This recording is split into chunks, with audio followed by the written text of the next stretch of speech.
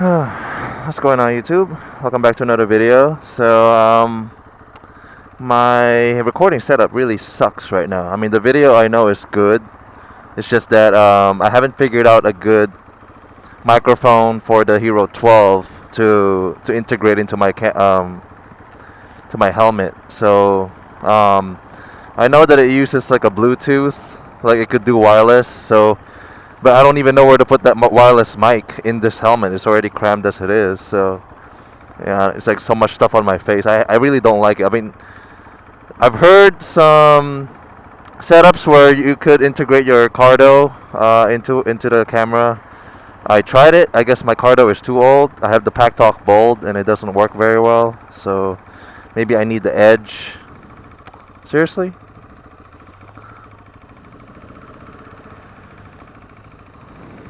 Oh, because there's someone crossing. Yeah, so for this video, I'm just gonna talk about, I guess, like what everybody talks about, pros and cons of this bike. It's just so hard when we're not moving. Yeah, so pros and cons. I'm not gonna put a number on it. I'm just kind of go off top of my head. Starting with pros. Pros. I mean, the main reason I picked up this bike is because, like I said, I'm trying to get back into what riding means to me, and that is just to have fun. Is what it is. That's all. I kind of gotten lost into like the spec sheet and like getting the latest and greatest of whatever, and I guess because I've been riding for too long, it's just that, and I always like to try new bikes, and that kind of stuff. So I think there's like not really any bike for me to try nowadays. It would be just so like going back to this, something basic seems kind of like a breath of fresh air. I know there's cheaper bikes out there, but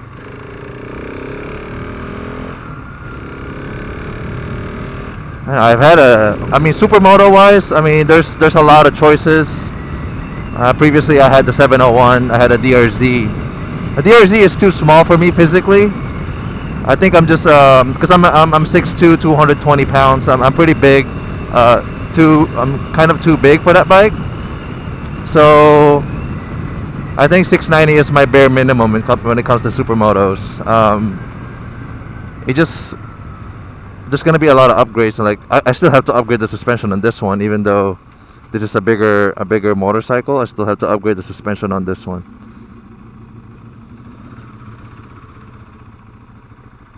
Yeah, so it's just I think I just have to lose weight.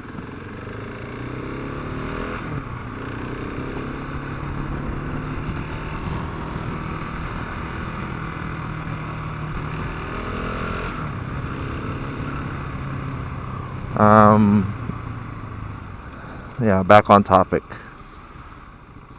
There's not a whole lot of cons on this bike if you understand what kind of bike this is. A lot of people will comment on like, yeah, it's not fast, but that's not the point. To me personally, there's not a lot of cons. If I have to really think about something about this bike, there's what? You don't really want a bigger gas tank for this bike. You actually don't want any more power either.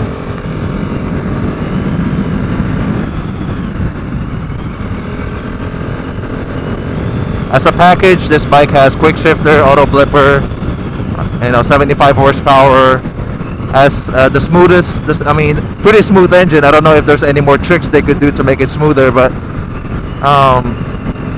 as a package, it's already pretty good. So it's already expensive as it is. I mean, imagine if they added more power, more weight, more heat, more complexity. So I feel like this is all you could actually do with this platform. I mean, Ducati tried to one up it by giving it a little bit more power on their Supermoto, their 9.8, something like that. They gave it a 8 8 more cc's or something like that. Like, it's like, I know it's a little bit faster, but it's not a drastic difference. So I like the sitting position on this bike. You can see you have a neutral seating position. There's no pressure points except for the seat. I guess if you're gonna ask me, the worst part about this bike is the seat. But even then, if you're just track riding this bike, you're not even gonna feel the seat. Only for commuters, like riding on a street like this, you'll feel the seat. But if you're track riding this bike, you're not really sitting on the seat, so it's not really a big of a deal. It is expensive, but that's just, it's a premium brand, premium parts, premium stuff from a premium brand. So I was hesitant on making this video because I don't really have a good pros and cons. If I'm not gonna make anything up, the bike is just a really good bike overall. It's like I have to make something up so that I can make a video. But just for me, I just want to reiterate, like, that's why I bought the same bike again in terms of a supermoto, like having a 701 previously and going back to this. I think it's just the best. It's just the best. I wanted something that's like low pressure, low cost of entry, very cheap, very easy to work on, just to get back into riding after a few months of not riding at all and selling all my bikes. I just want to see if I really love riding again, and then I'll commit to one of those flagship ones again. But right now, this is feeling good to me, and I like it. I like the simplicity of it. Modding it is so easy. The parts are so cheap. Like for, I don't know, $2,900 at Rottweiler, you can get every single thing you need, which is the your full exhaust, your airbox, your tuning. Yeah. So I don't know, like I was trying to copy those other videos that says 5 things, just like I can't really think of anything to list in terms of pros and cons. It's all pros for me. Yeah, they made the bike as the least, they made it so that the vibes are not so bad. You can still feel it, but it's definitely way better than a 690 SMC. I had a 08 690 SMC, and yeah, that one vibrates way more. You can go on freeway. I guess supermotos, you don't have a lot of wind protection, but that's the way it is. That was they're dirt bikes. You could get a tower. You can get those rally towers.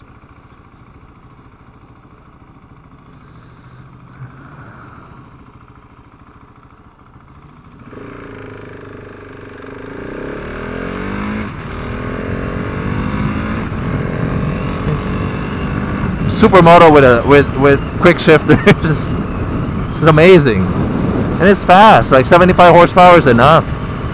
I'm only gonna mod the power for the feel, and the feel of it and the sound, because it sounds like crap right now with this big giant exhaust. So I'm just gonna mod it for that. I'm not really modding it for power. I did that with the 701, and it didn't really give it that much power. But it felt better to ride. That was the difference there. It felt better. Sounds better. The throttle spacer is new. I never did that before. So it actually feels good when you throttle. I was researching these Euro 5 motorcycles that they control the throttle percentage on these bikes. So when you're throttling it 50%, you're not really getting 50%. You're getting like less, like 40%. So you could get over that with flashing the bike or something like that, but I don't know. I'm still not sure if I want to go Power Commander or Brand Tune or something like that. So it's gonna be interesting. I think flashing the bike is more cleaner. There's less things on the bike, less wirings to do. And there's no, like, look at it, like no pressure on on my arms. Everything's neutral.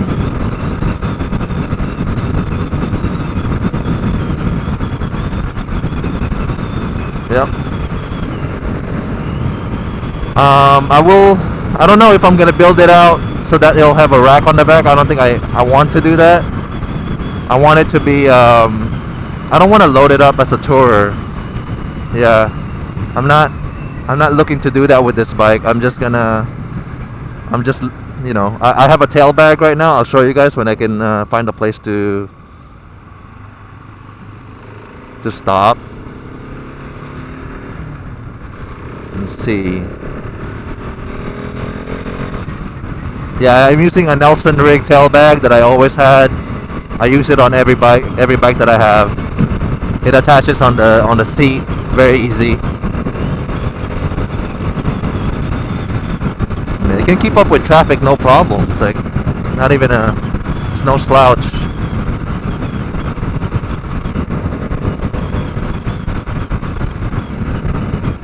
Yeah, and suspension. I guess the suspension right out the factory they didn't really spring this for a heavier rider.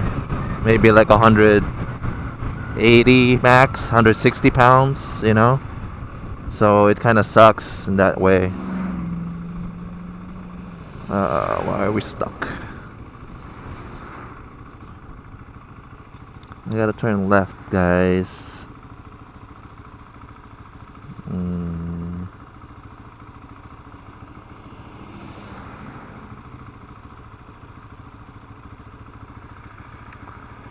Oh, it's a single lane. Bummer. Yeah. I guess the gauge cluster would be something to gripe about. Yeah, they could have put more into it in terms of the gauge cluster. I don't know if that's a cost thing. Yeah, I mean, you could definitely, cheaper bikes had, you know, have better gauges than this. So I guess the number one negative on this bike is that very crude gauge cluster. You know, I got Brembo brakes. The brakes. It's not a radial caliper. I mean, it's not a radial master cylinder. So I don't know. It feels a little mushy. See that? I mean, it's not a direct bite. Not a direct feel. I'm gonna turn. Oop. It's not a. Yeah. What are they doing? Oh, all right. But it's adequate. So that's not so bad.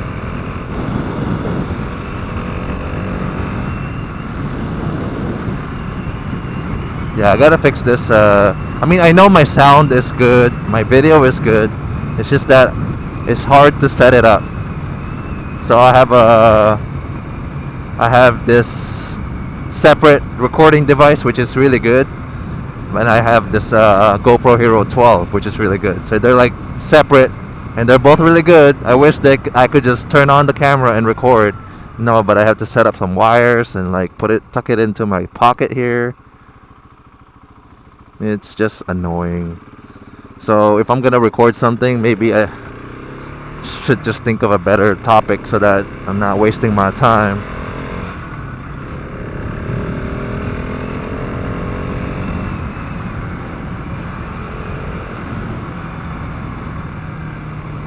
Yeah, it feels great riding this bike.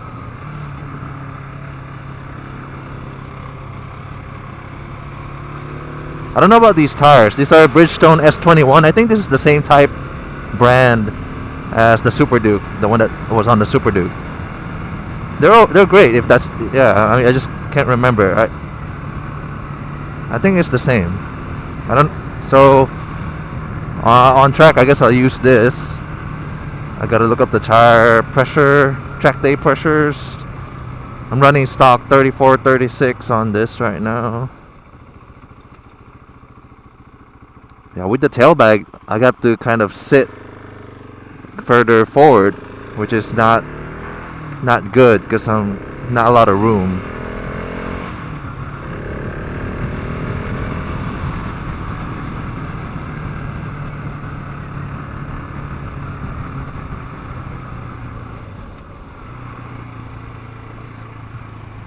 Yeah, but feels good to just ride like this, you know, like something slow. I mean, it's not slow, but I mean, like, you know, just kind of.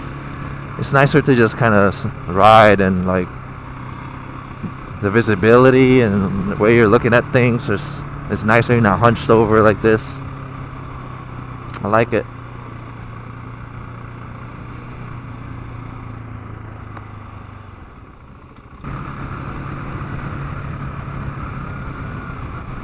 I really want this bike to do it all for me.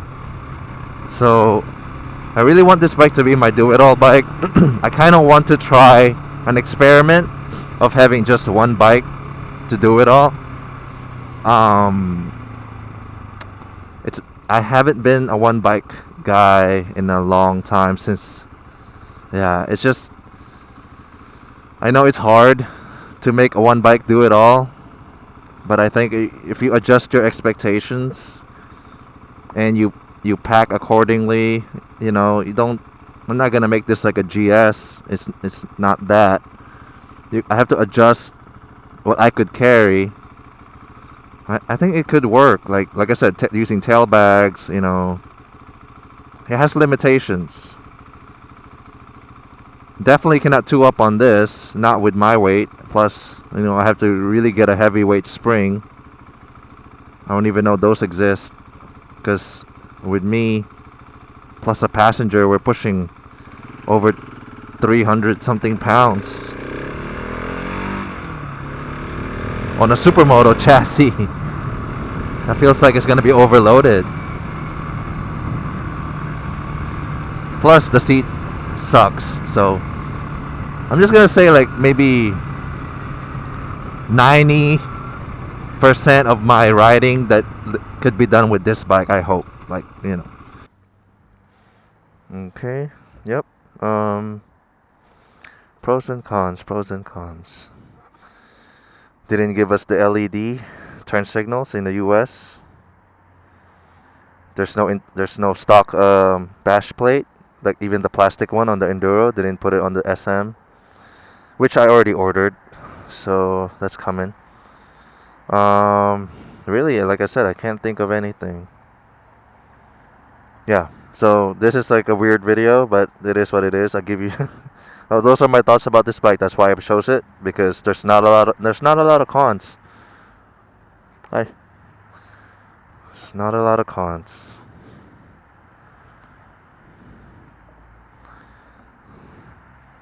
If you don't like orange, I guess that's a con. Yep. I guess this is a good. Yeah, this is a good confirmation that this is the right bike, because I can't think of anything. There's a reason the gas tank's on the back, and you know, the balance of the bike and everything. I don't think that's a con. Like I said, just the gauge cluster and seat. So there you go. All right. What else? I mean, I guess that's it. I mean, if you guys have any thoughts, I know this video sucks, so just leave your comments on the comment section, and let me know if you guys have any idea on what you want me to talk about. It's also free. You know, I'm willing to listen. See what you guys wondering what I think about something related to this bike.